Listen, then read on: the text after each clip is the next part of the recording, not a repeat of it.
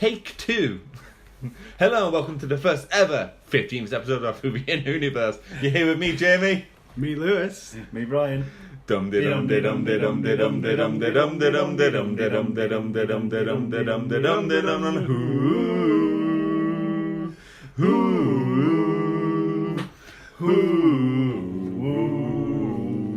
Who pretend that's not the second time we're also. It's actually the second ever episode, second 15th episode of Who and Whoniverse. For those listening, this is our second attempt at recording the episode. Yeah, we may have messed up the last one. So, Lewis, last week you gave it a miss because you were with your missus. Yeah. So, Well, she was ill. Yeah, okay, well, is she an adult? How old is she? Alright, Jamie. Turning into Sanya. Anyway, Sanya, if you're listening, if you're doing my audit. Is she okay? Yeah, everything's fine. Just get over it. Yeah, she got over it. Ah, that's good. We lost you on a history lesson last week. Yeah. So just give us a brief summary of how you felt about the episode and Right. how many leaks out of celeries. Celery. How many celeries out of 10? Well, I only watched the first episode, and from what I could surmise about it, Monsters on the Cheap was Can't even very complete a simple task. It's just 4 20-minute episodes. It was 24 minutes. It's a hard watch. It is a hard watch. So. Well, I really enjoyed it. So, yeah, On the Cheap was quite a fitting, name for it. It was strenuous to watch. What can I say? To describe it in one sentence, my wife walked in on me watching it and she said, "Why is everyone walking around with water pistols?"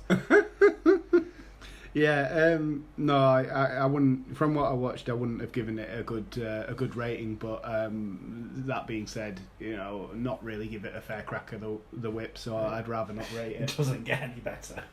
No, I think I give it a 6, didn't I? 6 or 7. Yeah. I said. I think you were being too generous. I said it wasn't great, but I'd watch it again because I did actually. I mean, the story, it was one of those stories where everything happened because he got involved, and had he not got involved, it would have been fine. Like, why? He walked into an underground submarine and he was like, well, I want to leave here, let's pretend to blow it up. I'm like, well, that can't possibly go wrong, Doctor, supposedly smartest person in the universe, but whatever. So, you didn't watch it enough to give it a rating, but Not really. it didn't impact you enough to watch the next 3 episodes anyway. No, not really.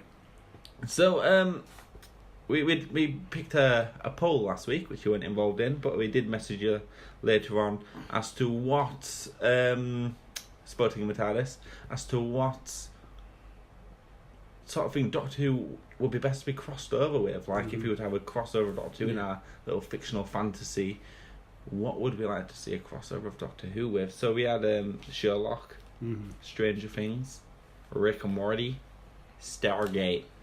Well, of course, I voted for Stargate. Yeah, well, yeah. I mean, it was a clear winner. It's not Stargate. Well, it's probably Sherlock. Let's face it. Well, it is Sherlock with 53% of the votes. But which do you think came second place? Stranger Things, Rick and Morty, or Stargate? Brian? I would say Rick and Morty. It's kind of quirky. It's got a bit of a cult following. Yeah. But I'd say Stranger Things came second. Really? 21%, and then 15% for Rick and Morty. In fact, Rick and Morty was tied with Stargate for a long time. Yeah. But I think Then I voted.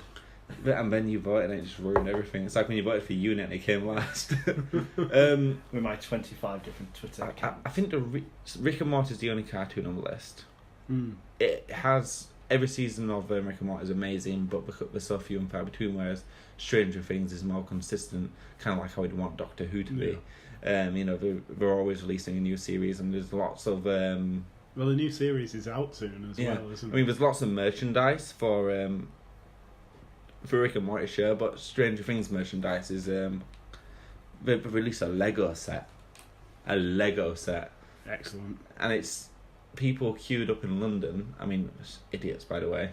I walked into the Lego store in Leeds Trinity and there were no queue, and I went straight in, wanted to buy one, but we had loads in stock. But no, in London we were queuing for like 8 hours for this Stranger Things Lego set. Never had Lego in my life, so I wonder what that's like. So we got some comments on this one. Now, Lewis, Hooray. we want your Serbian accent by popular request. Okay. Wait, I'm just reading. Oh the no, I comments. think I missed someone out. Lynn's not- We've got our regular listener. What's his name? Herdalik or something. Oh, Yeah. she's not there. Missed him out. I think it's a him, her, as in the German. Oh, right. Yeah. Her. Anyway, so go on, Lewis. Let him rip. Hardcore fan 78. That's more Russian, isn't it? Is it not the same thing? Not really. There's more of a Middle Eastern twinge to Serbian, and I can't replicate it whatsoever. So we'll try anyway. So we are talking hardcore fan 78. I would like to see Rick and Morty crossover. Just images. 12 and sorry, it's just imagine. Yeah, it should. Just imagine 12 and Rick together. The chaos and all the SASS. SAS. Okay. But why is it an acronym? It's capitalised. And all the SAS. And all the sass. I also want to see Sherlock crossover too. There is more interesting. This is more interesting than the interaction between Time Lord / Lady and high functioning sociopath. #Wholock. Yeah, it's a badly written tweet. I'll admit. That's how they wrote it. Well, Yeah. you've got to represent, don't you? Yeah, maybe I should probably spell check our own tweets. In the Yeah, future. I think so. It makes it easier to read, especially when you're trying. Are we going for the whole thing in like a? We want the whole thing in Serbian, Lewis. Okay, so this person is. Do you want me to read you in? Should I read you in? Yeah. So we got the next comment from Frass online Twitter handle. Say Stargate, then they have to bring it back. Otherwise, they just cross over with an existing show. Throw hands in the air in disgust. That's in stars. So yeah. Yeah, I mean, rather.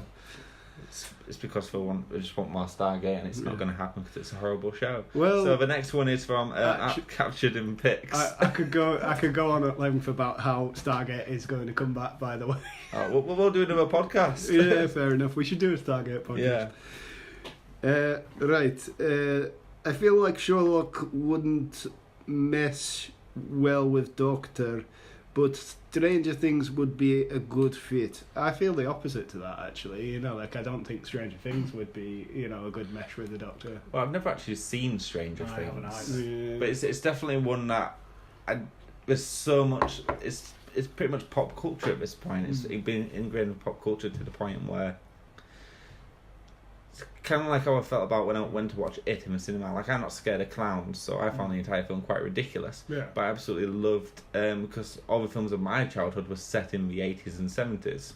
So like E.T., Goonies, etc. Like a lot of my childhood films weren't based in the 90s because I was born in the 90s. A lot of my childhood films are during the war. Yeah, exactly. I'm so very old. Yeah, all our childhood films are not from a generation we're born in, but from a previous generation, which is quite strange. Like, even though there were mobile phones when we were growing up, you'll never see a mobile phone in any of our childhood. Wait, there were mobile phones while you were growing up? How old are you?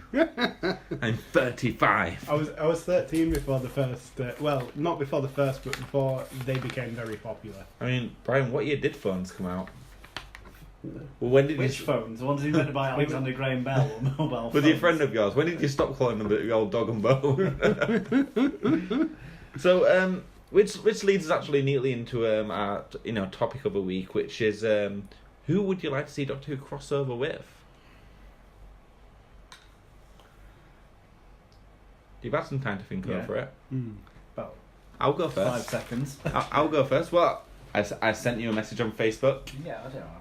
Well, you should read your messages. Well, here's mine. I think it would be really cool for Doctor Who franchise to cross over with the Alien franchise. Namely in the guise of a first film with a primary focus on horror. Just locked in a ship with an alien and unable to escape. The only option is to outsmart and survive.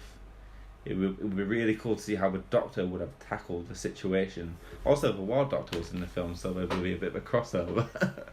It was, John Yeah, Hurt. John Hurt. That was actually my first introduction to John Hurt as well. Didn't recognise him as John Hurt then. I had to go back and that's John Hurt. And that was him when he was young. He looks very different. He was the guy whose stomach exploded, wasn't he? Yeah, he was the first one to die. Well, that's not, completely unheard of. John Hurt has died in nearly everything he's been in. He was also in Spaceballs, and the same thing happened to him in Spaceballs. It was like recreation of the scene. He did garner the reputation of being called the late John Hurt. No, he's just the late John Hurt. Yeah, I was going to say, he's continued that role in real life. Yeah.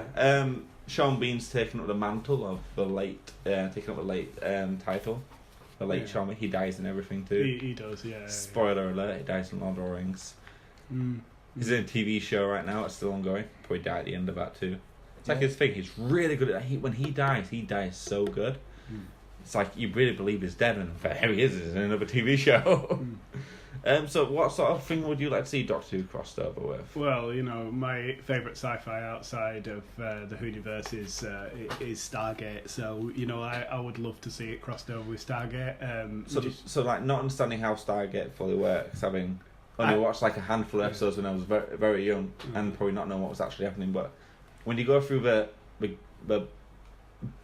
gate thing, do you go into like another dimension? No.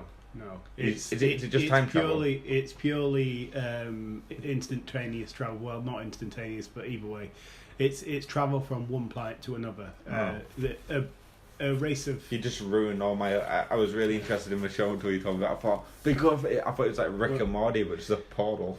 Like, the first evolution of the human species built masses and masses of gates around the universe, and indeed in many galaxies. And what is it?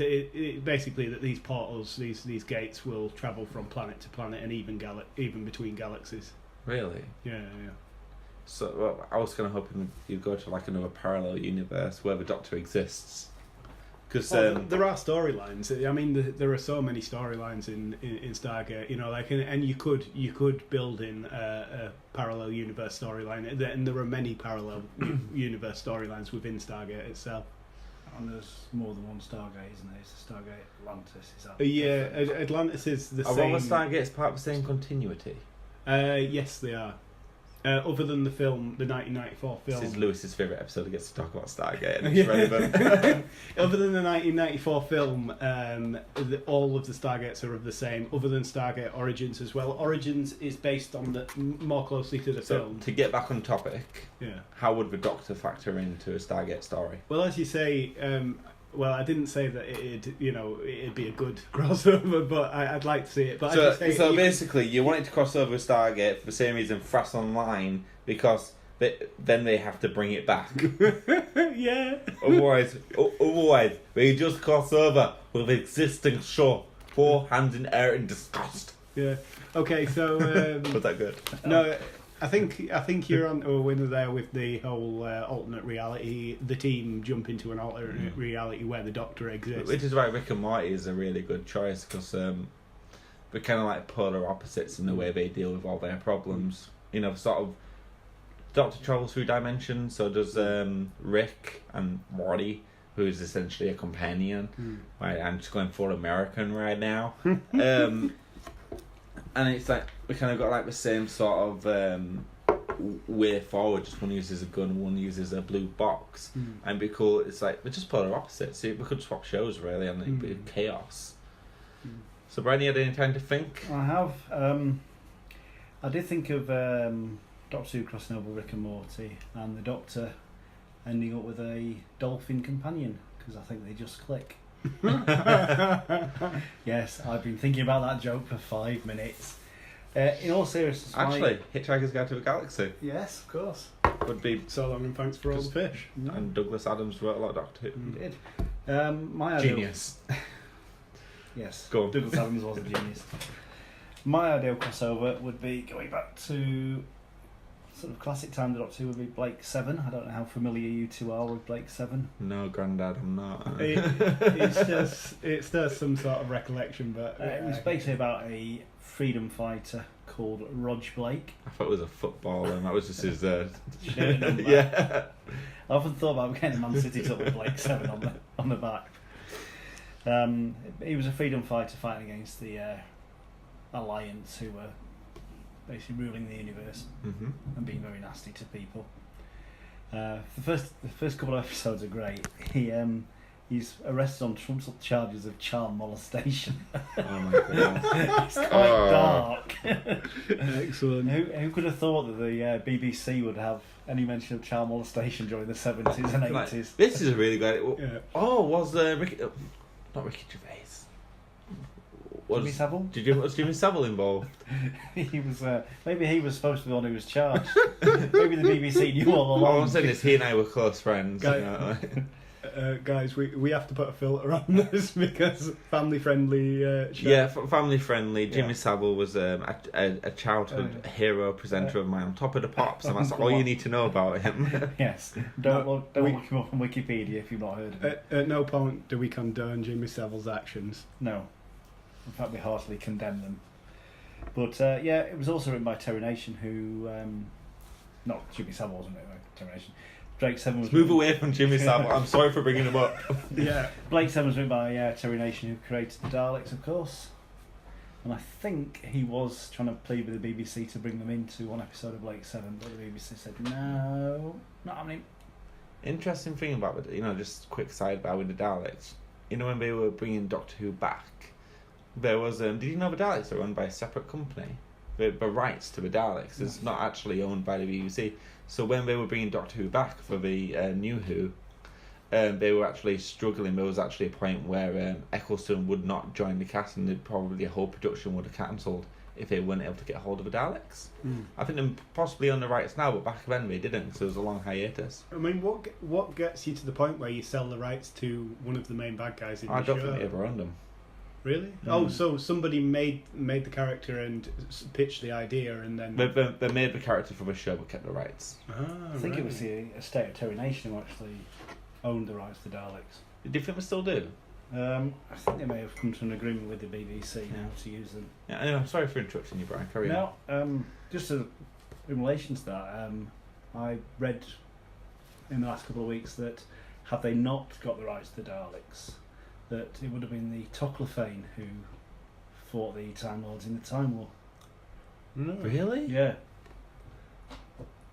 I thought the Daleks fighting in the Time War was always a story, even in Classic Who. No, I didn't realise it was Time War is a very he's a new Who phenomenon.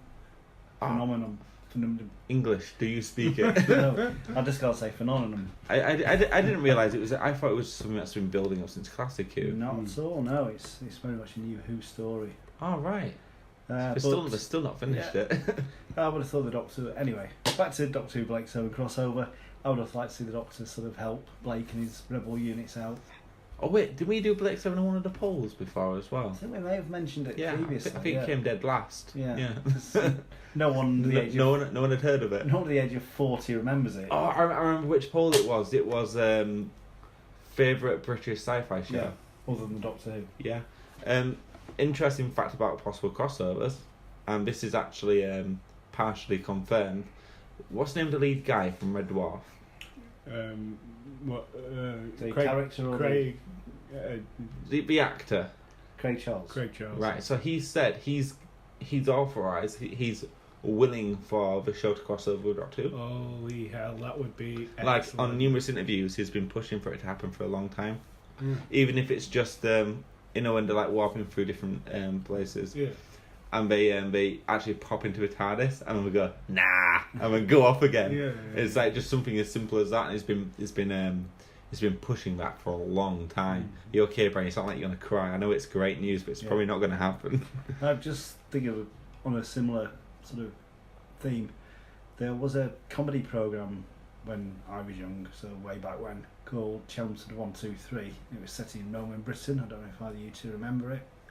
No, we weren't born. There was a brief scene where there was two main characters arguing, and in the background you saw the TARDIS appear. Someone who was supposed to be the Fourth Doctor stick his head out and sort of shake his head and clear off again. Maybe that's where it comes from. There was once a point where the Doctor was going to pop up on Sesame Street, and I go through the letters and go D for Doctor. and then just count like 1, 2, 3, 7th regeneration. You've died how many times? But yeah, I mean, as far as crossovers go, is there anything in the news, Lou? Well, yeah. So Huey, Louie, and the news. right, what's going on? Got your news theme music? No, I haven't. Oh, he's messed it up.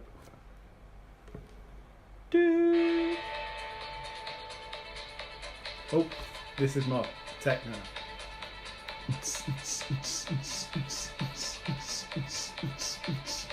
This is the Nubian News Network.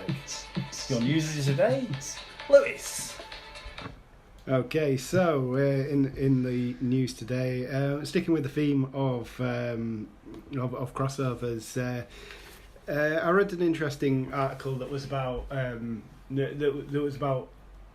crossover between Sherlock and Doctor Who. Basically, in this article, it states that Moffat was quite up for making a Moffat a Who Sherlock crossover. He was he said while being recorded, for the record, I have no problem with the idea of them meeting, but he felt that the two characters were too different, and they he didn't know how that relationship would work, how they would gel. I don't think it would work. We'd be too busy trying to outsmart each other. Like, I don't think we'd agree. We wouldn't agree on anything, just on the principle that they both feel like they have to be the smartest room in the smartest room in the person. Yeah. It's like what David Tennant once said. It's like, I'd call you a genius, except I'm in the room. It's my second favourite line from Tennant. My other one is the intruder alert, and he goes, "How do you think I got in? Intruder window." So yeah, Peter Capaldi's comments on this was just on the how it would work is he just said more cleverly. The interesting fact: Matt Smith auditioned for the role of Sherlock. Yeah, did he? And what was his name now? Benedict Cumberbatch auditioned for the role of Doctor Who. How different both universes could have been. Yeah, but Matt Smith was essentially wasting his time because Cumberbatch already had the job because he was first choice. Yeah. Always, and the fact that he turned up for the interview, like, he's got the job. They gave it him straight away. Yeah. Whereas Matt Smith he auditioned for both, so he didn't know he was going to get the Doctor either. Yeah. But it's because actually it wasn't wasting time because it's because he went to that interview. For the audition for Sherlock and then Doctor Who that he got the job because he got to see him twice. Ah, right, okay, yeah, I see. And if that hadn't happened, I wouldn't have met my wife. But do you think they offered the job to Cumberbatch first, or the Doctor Who role first to Cumberbatch, or no? They never really wanted Cumberbatch to be the Doctor. Really? No. Why would you not want a Cumberbatch Doctor? It's just we only saw him as sort of. We just only saw him as being Sherlock. Mm-hmm. They were pressuring him to be Sherlock essentially. Yeah. And you know what? He works really well. He's a great actor. Oh yeah, great show. And he fulfilled the role. We can't even complain about Doctor Who because the Sherlock fans are really struggling out there where they get one series every 10 years. and those series, it's like 3 episodes long. Yeah. And it's like, oh, I feel so sorry for you. Yeah. Right, so yeah, the couple of other bits of news. Basically, one of the biggest fans of Doctor Who recently died, 48, named Paul Camden. Basically, he ran many Doctor Who conventions and he was a popular DJ on Gallifrey 1. Rest in peace. How did I? It says natural causes on the website. If you're hit by characters, rest in pieces, just so you know. Yeah, okay. So, yeah, the condolences to his family, by the way. And the final piece of news on the roster. Oh no, he made it straight into dark territory again. He made it to his final piece. Okay, so the final piece of news on the roster is the filming at. Come on, you can say it. It starts with an S. Come on, you can do it. No, the show starts with a D. Might be loosely based on the podcast. I'm gonna say Gloucester Cathedral. Is it? I wasn't expecting that. All right. So basically, the filming. It seems that the filming involves the return of classic. I say classic Doctor Who monster. Doctor Who monster, the Jadoon. If anyone, as David Tennant once said at the end, he goes, "Maho." Oh yeah, he did, didn't he? He just sort of shows. He goes, "Maho." I'm gonna make it my text tone actually. So they've been caught. I've seen a little bit of footage on this. They've been caught filming outside the cathedral with what looks like full battle armor on the Jadoon. The Doctor was on set today. First day the Doctor's been on set. They're actually filming inside the cathedral today. Okay. Bit of a side fact on this is the catacombs to the cathedral. Today, as in the 23rd. Yeah. Of March. Apologies. Yes, Thursday the 23rd. We're recording on the Thursday. So little side fact is that the catacombs to the cathedral were used in the filming of Harry Potter. Okay, which section of Harry Potter? You've never seen Harry Potter, have you? I believe it would have to be the second film, the Chamber of Secrets. Chamber of So it was Secrets, probably the chamber that was the secret. Yeah. So, there's a lot of chatter on what the storyline could be. It involves a tour guide, Ruth Clayton. There's a picture of her on the on a placard. So is there any shots of Stephen Fry or anyone in there? No, not in this episode. From everything that I've read, it seems to be set in the modern era. Yes, it's like that quote from Amy Farrah Fowler in Big Bang Theory. For a time traveling alien, he sure spends a lot of time in modern day London. Yeah, he's actually left London now. Bit of a side fact as well. The last time they filmed at this location was 2007 during Tennant's tenure. For what episode, Lewis? If you're gonna bring it up, you have to bring the facts. I need the facts. This is the thing. Right, it was. No, I haven't got it. Sorry, guys, I've let you down. Can't we describe the episode? No. Let us down. Yeah. Jodie was on set today. I'm guessing by now she's probably gone home because it's 7:00 nearly. Yeah. So they filmed with Jodie Whittaker on set. That was that. I'm looking forward to the language. It's the best language in the entire. Yeah.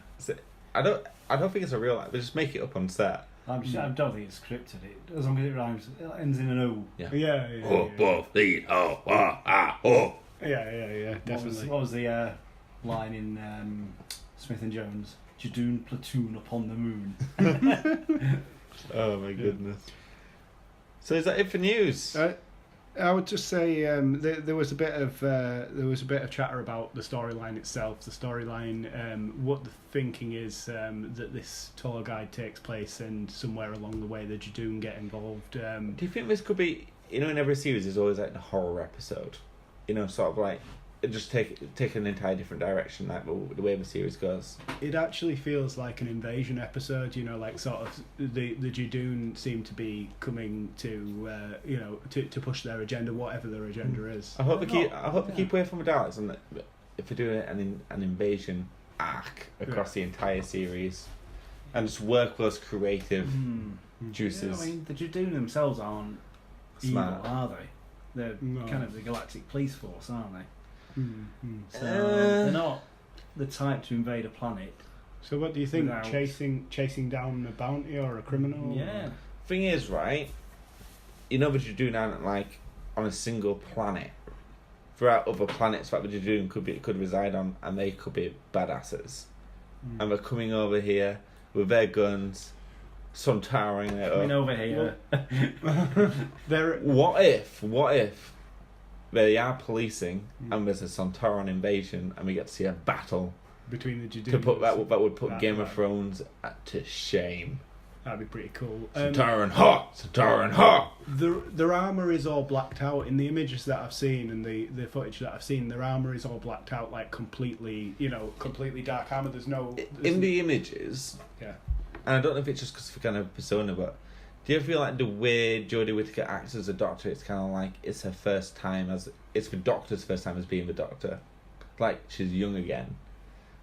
You know, like it's the way she acts, it's like she's seen everything for the first time, but like. Mate, you're like a million years old. You've seen it all before. Yeah.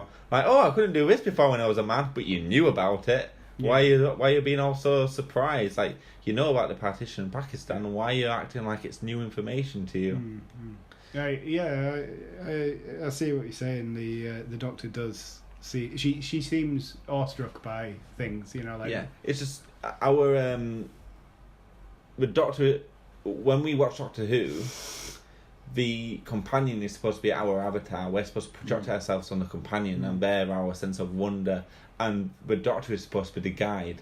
Whereas, if you take, for example, the Rosa Parks episode, the Doctor knew nothing. Proper relied on Graham to just guide her through. It's like, and then we're projecting ourselves on the Doctor, and it's like that feels weird because the Doctor's supposed to be like the hero of a show, and we're supposed to like. She's not there to be projected upon. That's what the companion's there for. That's why every companion is always a representation of the modern day person. Rose Tyler aside. But that's it. I do wonder. I'm a little concerned about Jodie Whittaker's future tenure. I mean, she's only got 2 seasons left, so see how that goes. I mean, if she lasts 2 seasons. No, she will last. Every Doctor in New Who has been 3 seasons. Well, except Eccles cake. Except Eccles. What time is it, Eccles? Oh, I have been written down here on this piece of paper. So you know about the Goon Show, but you don't know about Blake 7. Eccles, my good fellow. Well, yeah. Now, I could do the whole thing. Bond with the teenagers there. So any more news? Or no, that's the Gallifrey weather. Can I borrow that piece of paper? And today the Gallifrey It's weather. Not ticking. I've been dwarfed. I think Jamie's having a break. I think he is as well. The moons will be rising at 6 o'clock, and the sun will also be rising at the same time. And that's it for Gallifreyan weather. And here's Dave with the sport.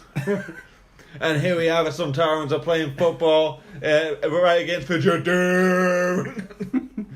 Oh, we got the Ood. The ball Oods. They're collecting the ball from the crowd. They're not giving it back. They're just apologising for trying to take the ball.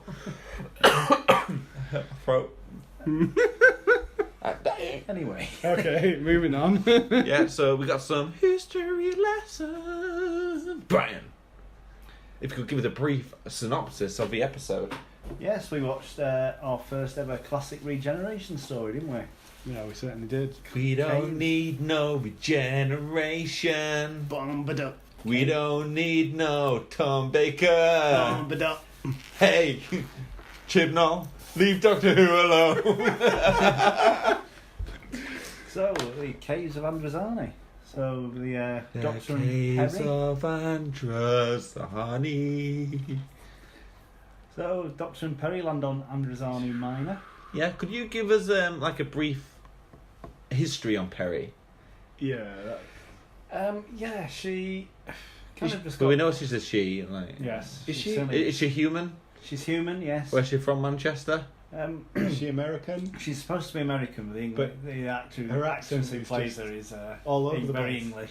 English. I found her to be a very bad actress. At one point, I thought she was being sarcastic, and then I realised an hour later, no, she was being serious the entire time.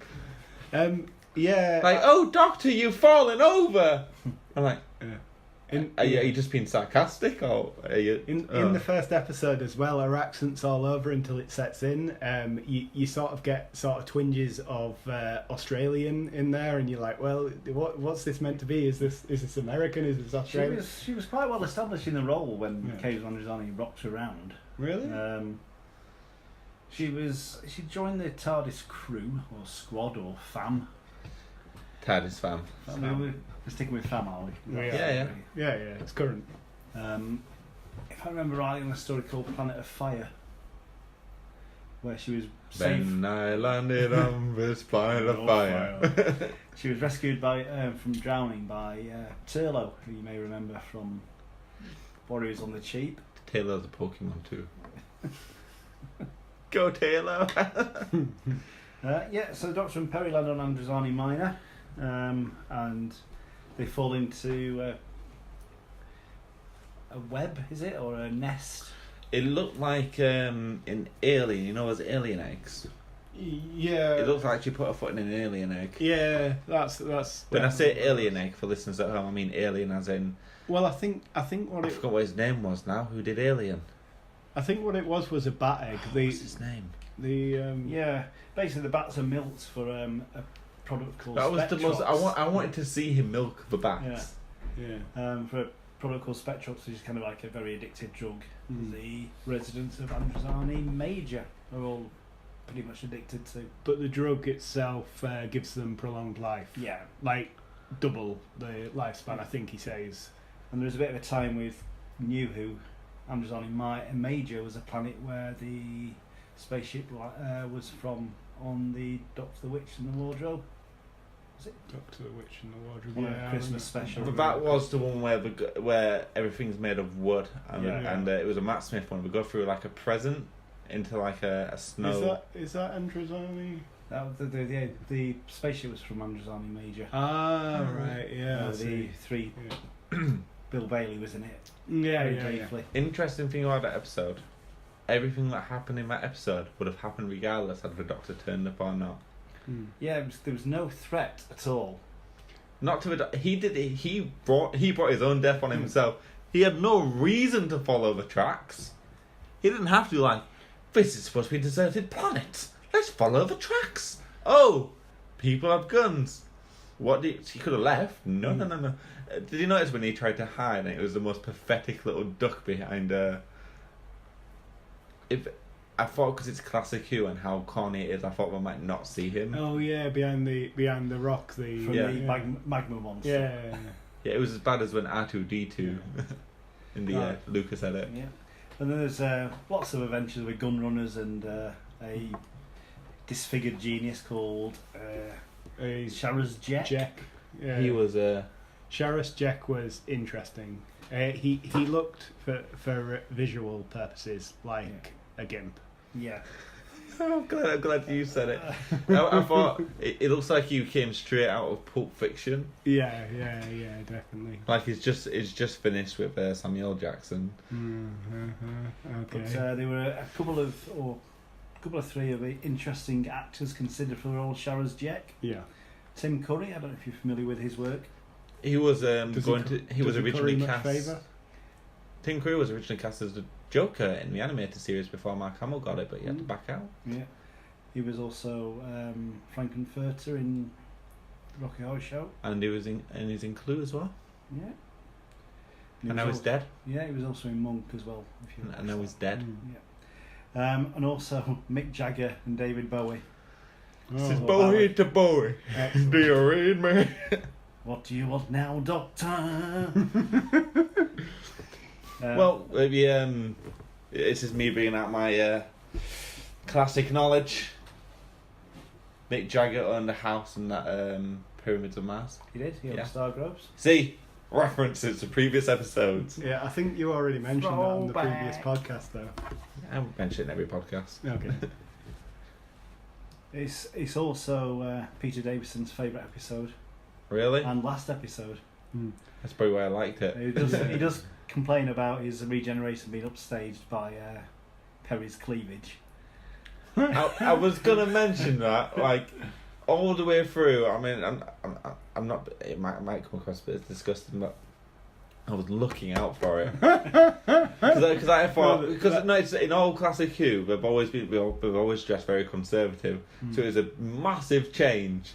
That suddenly she's like there and like her boobs is literally she's not wearing a bra or anything. It's just a bit of cloth from her top, just holding it up. I'm like, is this? I just supposed to be an American, so I must have. To our American listeners, this is how we view you. Honestly, I must have missed all of this. Marilyn Monroe. Because I was just too absorbed with the storyline. To be fair. Well, I was absorbed with the 80085. I have met Nicola Bryant, who played Perry. She aged well. She's aged very well. She's as charming in real life as she's in the show. Does your fiance know about this? This was pre-Catherine. She also replied to one of my tweets once. Oh, The teenage me somewhere was leaping up and down. oh my god! Perry's answered a tweet. I think it's one of the best classic stories. I have to disagree. It felt very. It's like there was no threat to the Doctor. He had no reason to be there. Everything that happened in the episode would have happened anyway. Like, he would have still funneled all that money. He'd have still turned up. They would have still been looking for the milk. Everyone would have still been poisoned. The androids would have still been cloned. The only difference was the Doctor turned up and everything else happened in the same way. And it's just like the monsters on the cheap. Everything that happened in the episode would have happened regardless. It's like Indiana Jones and the Raiders of the Lost Ark. It's just him being there made no difference to the story. He was just passing through. There was maybe a difference to the dialogue because he was there, but there's one thing that I found really strange about this episode. They broke the fourth wall. Fourth wall. Is he called Morgus? The kind of evil guy back on Andrew. There was a lot of soliloquies, weren't there? He had strange hair. And turn to the camera and go, "I will fight these evil people." Blah, and it's like he's looking at me, and I'm like, "Why are you talking to me? Who are you?" Actually, there's no one in the room, so you must be talking to. Everyone's left. Why are you still talking? Yeah, the actor who played him, his name escapes me for the moment, but he misread the direction completely, and the director just went, "It kind of works." It changed the tone completely. It was before before they'd sort of fully switched TV over to a more natural style of acting rather than rather than the theatre, and it's more theatrical. It's more like it should have been placed on the stage. I never thought about that because I've always, the acting is very different. I never actually thought of it like that. That it's more theatrical. Yeah. I mean, it came. This is the thing. The evolution from stage to TV. It didn't just happen overnight, and the more natural version of acting that is on in modern TV shows, it would have at one point been quite theatrical because that's the way it would have been presented on the stage. Interesting thing about Captain Hairline as well. Before I forget, because I've forgotten his name, he was also in Torchwood. He played a different character. I think it was in one episode. It was like you get a lot of recurring cast members. Yeah. But yeah, he was in an episode of Torchwood in the first series. If anyone wants to look it up, check that out. But he's not been in anything notable. He died in 2007. Yeah. And he was his last film, which is probably one of his most notable works. The name of it escapes me. Was also in 2007, so he spent his entire life doing what he loved. I think he was about 70 when he died. Yeah. Memory serves. It's one of my favourite stories, as I say. Of Classic Who. It also was, to me, the beginning of the end because Colin Baker came in then, who wasn't my favourite Doctor, to say the least. Let's go over that regeneration scene. Now, really, what did he say? What did he say that wasn't out of place at all? You were expecting somebody else? Change, my dear. And at the moment, too soon. Yeah. Oh my god. That's 3 eyes on one breath. Makes you sound a rather egotistical young lady. Yeah. Change, my dear. And it appears not a moment too soon. And again, he looks directly at me, breaking the fourth wall. I'm like, stop it. Well, yeah, I mean, he's a more theatrical actor than Davison. But that's the thing. The first, I think I'm getting Alzheimer's. What's the first Doctor called again? William Hartnell. He in his Christmas episode, he turned to the camera and said, "And you have a Happy New Year," something along the lines. And that was the first instance of breaking the fourth wall in Doctor Who, and he was told not to do it.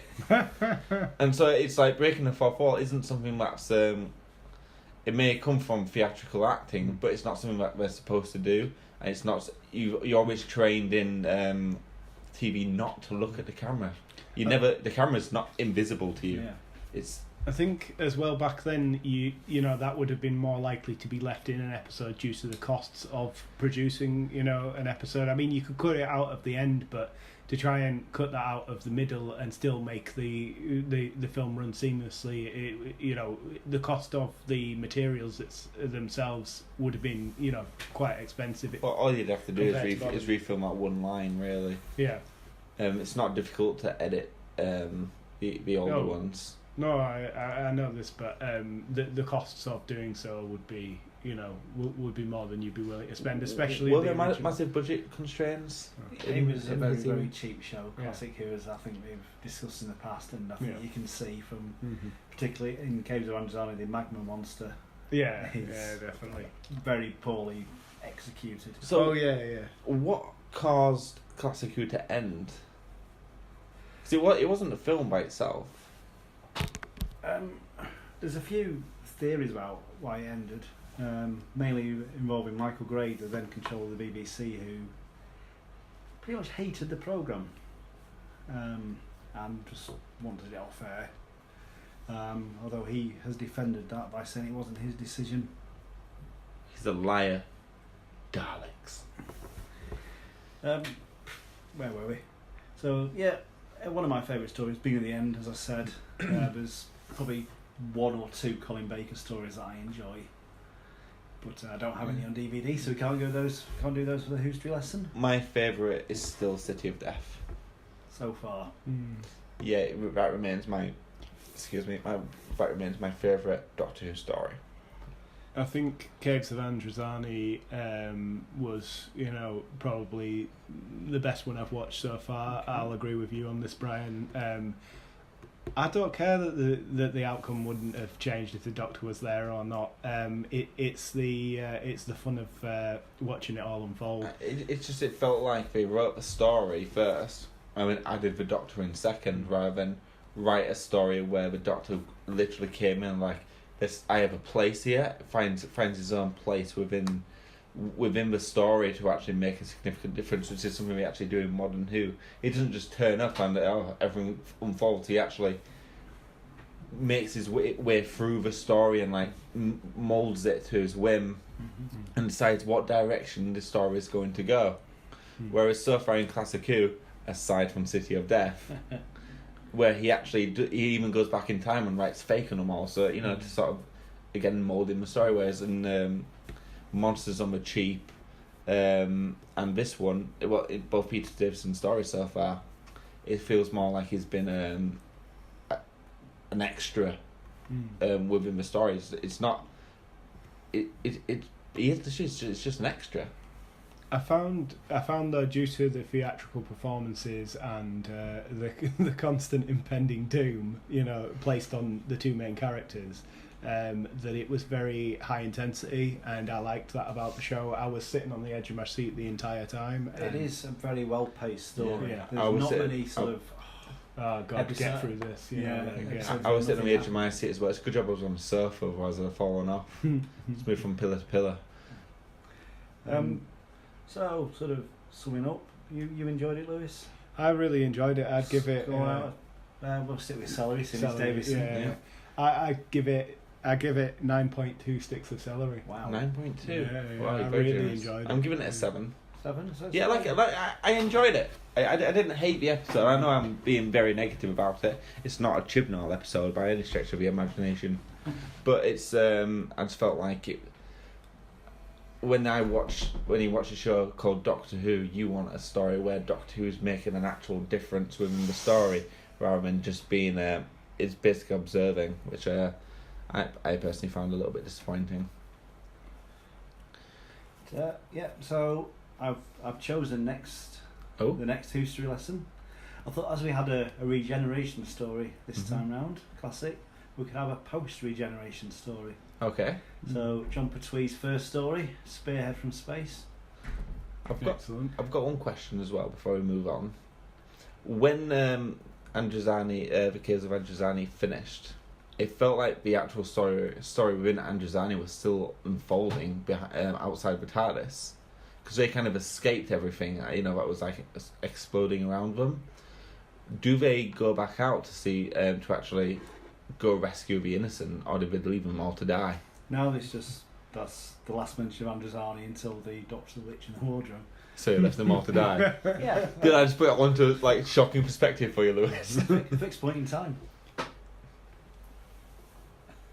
Maybe they should revisit that in New Who and have the 12th Doctor. Yeah, it's like materializes back to where he left off originally. It's like, I'm back, I'm gonna save you. Jodie Whittaker's there like, I'm sorry, who are you? It's been 1,000 years, but I came back. Like, it took you 1,000 years to think about rescuing us. No, I'm busy. I left a note for myself. Right. Okay. So, we have a return of the most famous segment of the show. But before we do that, have we had any thoughts about the next poll? Yeah, I had one thought, which Oh, was, wow, Lewis has a suggestion. which was favourite. No, there's no flying Judoons outside. Which is favourite sci-fi weapon. Okay, so what So, suggestions? Suggestions like phaser, Lightsaber? definitely lightsaber. Zap Nikoto, which is the weapon that everybody hates from Stargate. I thought, put that in. Why I not? don't hate it. Like I've never seen Star Wars. I hate it now. I hate it now that I know the I'm supposed entire to. the entire cast of the show thought that it was just an absolute stupid weapon to have because of its OP. It's completely OP. Okay. Would the memory wiping device in Men in Black be considered a weapon? I was going to say that. Well, you could say that that's a weapon. Or would you say it's a device? Like more like a device, yeah. Yeah, would you like like science fiction device? Yeah, I would go with science fiction device, but then It's your choice. I'm just spitballing. but I thought that weapon would be a better one for this week. Weapon it is. So the Doctor doesn't carry any weapons, No. unless a rubber duck A rubber duck's not a Or weapon, custard cream, or a mouse. jammy dodger. Well, a custard cream could be considered a weapon over a period of time. Because if you are feeding someone unbeknownst to them custard creams to make them have a heart attack over How about Very this? long-term plan, isn't it? Yeah. Oh, the Jeremy Dodge is literally a tiny self-destruct button. Excellent. So Okay, so we could go with lightsaber, Zap Nikoto, the phaser from Star Trek, yeah, and we need one other. What can we do? One other weapon. One other weapon, sci-fi weapon. You can think video games as well, really. Yeah, we could. What's your favourite science fiction BFG franchise? from Doom? It's just a regular gun, though, isn't it? It's just it's just a big friendly gun. It's a big friendly gun. Yeah. What's your favourite science fiction franchise other than Stargate and Doctor Who? Battlestar Galactica, I suppose. Brian? Hitchhiker's Guide to the Galaxy. Yeah, same for me as well. Do they have weapons Not in really each? weaponised now, are they? Oh, they do have Marvin's arm at one point. They use Marvin's arm That's as the a film weapon. of which we never Oh, speak. yeah. Fair. I tell you what, you have a think about it. Yeah. If you remember by the end of the episode, throw it in there. Mm-hmm. And if not, just text it to me later, and you'll all see it on the Twitter page, Whoniverse. So, Universal Hogwash. Universal Hogwash. Universal Hogwash. Is it real? Is it fake? So, Wait, can we go over the scores first? Where are we? Are we dude, I can't remember. I need to retally it. right? Yeah. I think it's a draw. I might be, yeah. No, I don't think it is because I think last time I lost to you, so I believe you're 3-2 up. I'll take that. I think he is. No, because I think you was ahead, and then you lost, and then Brian brought it back up to an equaliser. Can someone indicate? Listen Listen to the previous episode with Whoniverse or Hogwash. That was episode 13, and tell us what the score was. Also, just so you know, konnichiwa. You have to be from Japan to do this. Konnichiwa. Sumimasen. Right, anyway. Nihongo ga wakarimasu ka? Shh. Me love you a long time. Me love you a long time. Okay. Whoniverse or Hogwarts? Who wants to go first then? I'll go first. You want to go first? You might be putting yourself at a disadvantage, but Well, okay. We'll find out. I'm telling you. Okay. Jaws of Orpheus. Inspector Drake is attacked by K9. Or so it seems. June Turner and the department have orders to capture K9 and detain him. Now for spelling. K9. First mention of K9 in the description has a hyphen in the middle, but the second mention of K9 doesn't. It could be a clue. I could be just messing with you. You're probably messing with me. I'm gonna say Whoniverse. Okay, Brian. I'm gonna say Whoniverse Hogwash. This is the 8th episode of the K9 television series, and they couldn't decide whether to put a hyphen in the title, in the description, and they do it all the way through the series. Nice. Like sometimes it's got a hyphen, sometimes it doesn't. At one point, it has 2 hyphens in it. It's quite crazy. But that's on their official page So as well. it's Hogwash then. Whoniverse. K9 TV series isn't canon.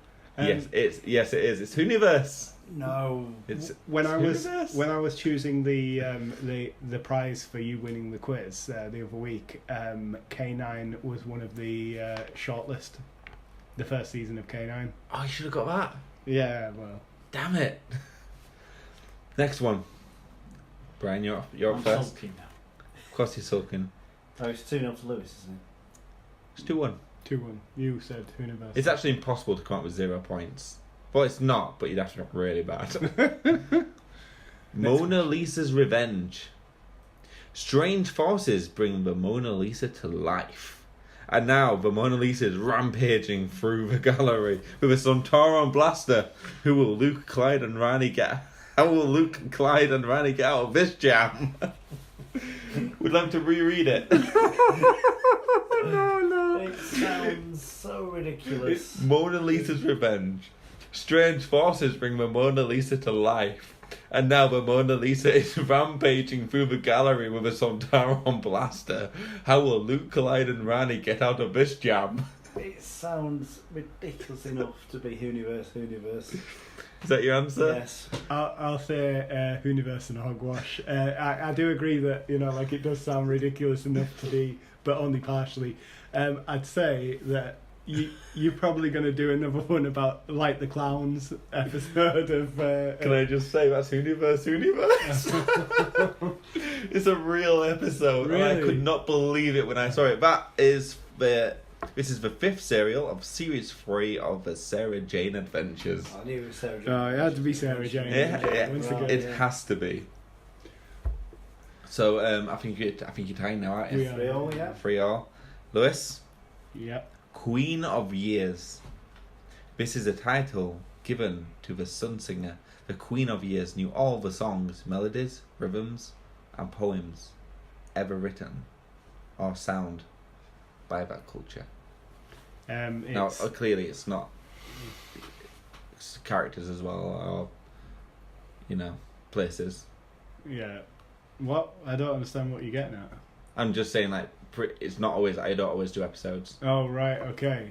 Yeah. It's, I'm just making sure. So I thought though we were doing it on episode or thing, like book or whatever, and the description of it. So we're doing description of character and. But you character. remember one time I did characters. This is Whoniverse. And the theme music. This is who. Yeah. Well, Brian's with it. You need to catch up. This is Whoniverse. Okay. And we all know which episode this is. Brian? You know which episode it is? Yes. Do you? You know which episode it is as well, I Brian. don't think I do. So you're trying to put yourself at a disadvantage by telling me you No, got the right I'm answer. not going to Well, tell in you. that case, I'm going to agree with Lewis and say Whoniverse. Well, Lewis, The Rings of Akadon. it's from the Rings of Akadon. It's the little girl. Yeah. And you could have put yourself in the lead. Yeah, no, I messed up. Okay, yeah, but it's from the Rings of Akadon. How did you not get that? He grills you on the Rings of Akadon every week. I can't stand the Ricks. The Okay. Ricks back in would have been better. Wow, just noticed. We've all been Whoniverse. He's messed it up. Come on, Bamba. Okay, The Moon Creature, written by Dan Abnett. The Doctor lands on the moon for a spot of sightseeing with Rory and Amy. However, there's a mysterious creature flying around the atmosphere. The more they investigate, they loosen their grip on reality. I think that... Do you want to repeat it? The Moon Creature, written by Dan Abnett. The Doctor lands on the moon for a spot of sightseeing with Rory and Amy. However, there's a mysterious creature flying around the atmosphere. The more they investigate, they loosen their grip on reality. So it's a book written by Dan Abnett. I think Dan Abnett is a very clever anagram you've come up with, and I think it's Hogwash Universe. Okay. Lewis?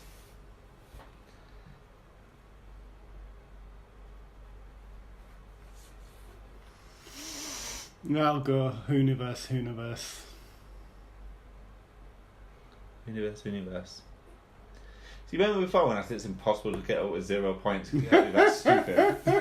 Brian. You got 0 points. The Moon Creature is Whoniverse. This is actually a creature from the episode Kill the Moon. When the creature hatches, it leaves behind an egg, which is our new moon. You got 0 points. And the description is fake. Yeah, it was sort of...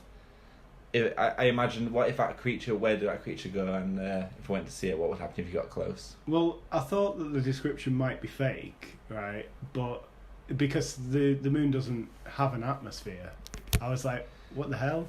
Well, we don't know because we've never been. Well, the moon doesn't have an atmosphere. We don't know that. How could we possibly know that? We know that because we can see the moon, and the moon. I mean, you can see the atmosphere when you take a picture of the Earth. You can see the atmosphere of the Earth. Okay. Whose go is it next? 6-5, and it's Lewis to go first. It's Lewis in the lead. 6-5. It's very close. Very close. It's because you got 0 points on them. The Silent Stars Go By. Also written by Dan Abnett. The winter festival is approaching for the hardy colony of Morphans, but no one is in the mood to celebrate. They're trying to build a new life in the cold world, but each year it gets harder and harder And harder. It's almost as if some dark force is working against them. Would like to repeat that? No, that's fine. Is it me first? Yeah. I will say. Dun dun dun dun dun. I'll say Whoniverse and Hogwash. I'll say Hogwash in Universe. So, you both got 1 point. Yeah. It's actually Universe. Hmm. It's a real book. I just wrote it from the blurb. It's an actual book and it's real. Good old Dan Abnett. Dan Abnett. And you thought I made that name up? I think it's an anagram of the Doctor. If you're a bit loose and No, there's no O in there. There's not enough T's. No. I think you're reaching. So that brings us to the end of the show. That is Did I win? Yes. Yeah, you won. You Yes. have won before. Well done. Well, I think we're tying now, so No, I think you're in the lead now again. I'm pretty certain Brian brought it up to equaliser last week. Well, last time we did it, and then this is you bringing it to one ahead. Thingamabob now. Okay. So that is it for Whovie and Whoniverse this week. Be sure to check out our YouTube channel. Just type Whovie and Whoniverse. While you're there, be sure to check out our other weekly show, Product Rehu. This Friday's episode, we look at a TARDIS card holder. Exciting. Follow us on our Twitter handle, which is Whoniverse. Follow Jamie at Watson's Musings.